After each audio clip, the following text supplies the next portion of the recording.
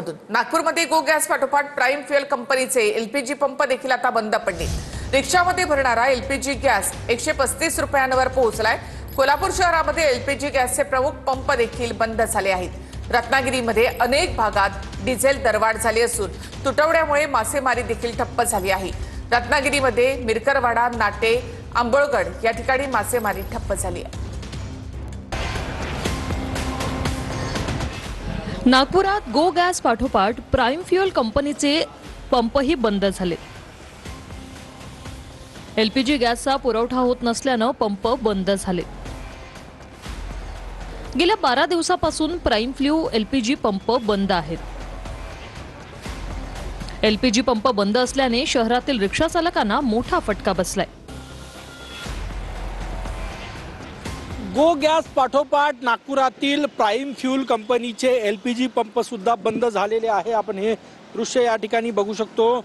नागपुरातील वाठोडा परिसरातले हे पंप आहे आणि या ठिकाणी गेल्या 12 दिवसापासून एलपीजीचा पुरवठा जो आहे तो या ठिकाणी होत नाही आणि त्यामुळे या पंपावरील एलपीजीचं वितरण जे आहे ते पूर्णपणे बंद झालेलं आहे। इराण इस्रायल युद्धाचा मोठा परिणाम गॅस पुरवठ्यावर झालेला आहे। ऑटो चालकांना याचा मोठा फटका जो आहे तो बसतोय। नागपुरात खासगी कंपनीचे एलपीजी पंप बंद झाल्याने इंधनाचा रिक्षा चालकांसमोर मोठा प्रश्न निर्माण झालाय।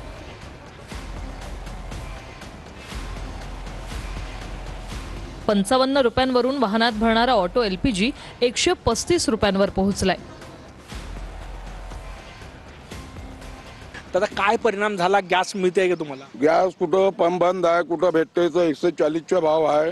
हे पंप 2-3 दिवस झाले बंद आहे। याच्यापाशी माल नाही म्हणे म्हणून बंद आहे पंप। सवारी पैसे देत नाही आणि गॅसचे पैसे वाढलेले आहे। जे 55 रुपये गॅस होते ते आज 140 रुपये लिटर मिळत आहे। ते 10 किलोमीटर 7 किलोमीटर अशा दूर ठिकाणी जाणं पडते पंपवर। 3 दिवस झाले इथला माल खतम झालेला, गॅस संपलेली आहे। कोल्हापुरातील एलपीजी गॅसची सेवा ठप्प होण्याच्या मार्गावर आहे। शहरातील एलपीजी गॅसचे दोन्ही प्रमुख पंप बंद झाले। दोन्ही पंपावर गॅस संपल्याचा बोर्ड लावण्यात आलाय। गॅस पंप बंद झाल्यानं शहरातील रिक्षा व्यावसायिकांना मोठा फटका बसणार आहे।